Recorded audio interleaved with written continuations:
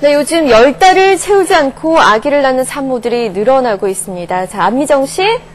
네, 안미정입니다. 네, 원인이야 여러 가지가 있겠지만 치주 질환도 조산의 한 원인이 된다면서요? 네, 그렇습니다. 미국 노스캐롤라이나 대학의 연구 결과인데요. 치주염증에서 발생하는 성분이 자궁을 수축시키기 때문에 조산 위험이 높아진다고 합니다. 화면 함께 보시죠. 일상생활을 하는 데 있어서 가장 기본적이면서도 필수적인 것이 치아 건강입니다. 그런데 임신을 하게 되면 평소 아무 문제가 없던 경우에도 잇몸이 붓거나 피가 나는 등 치아 건강에 이상이 생길 수 있습니다. 임신을 하게 되면 여러 가지 여성 호르몬 변화가 생겨서 그 여성 호르몬에 의해서 그 몸의 면역 기능에 장애가 생겨서 제대로 염증에 대한 방어를 못 일으키기 때문에 치주 질환이 더 심해지는 것입니다. 또 임신을 하면 평소보다 체온이 상승하고 치매 산성도가 높아지는데요. 이러한 입속 환경이 세균 번식을 쉽게 만들기 때문에 치주 질환이 생기기 쉽습니다. 그런데 문제는 임신 중 산모의 치아 건강이 출산에도 영향을 미칠 수 있다는 것입니다. 최근 미국 노스캐롤라이나 대학은 임신부의 치아 건강에 문제가 생겼을 경우 조산나 출산 위험이 높다는 연구 결과를 발표했습니다.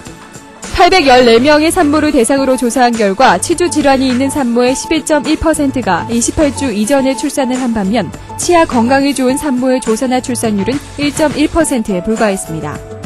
보통 염증이 있는 경우에 발생하게 되는 프로스타글란딘 E가 많이 출현하게 되면 그로 인해서 자궁 수축 같은 현상이 일어날 수 있기 때문에 그로 인해서 조산이 발생할 가능성이 있다고. 그런데 더 큰 문제는 대부분의 산모들이 임신 중 잇몸이 붓거나 피가 나는 것을 영양 결핍 때문이라고 생각하고 대수롭지 않게 넘기는 경우가 많다는 것입니다.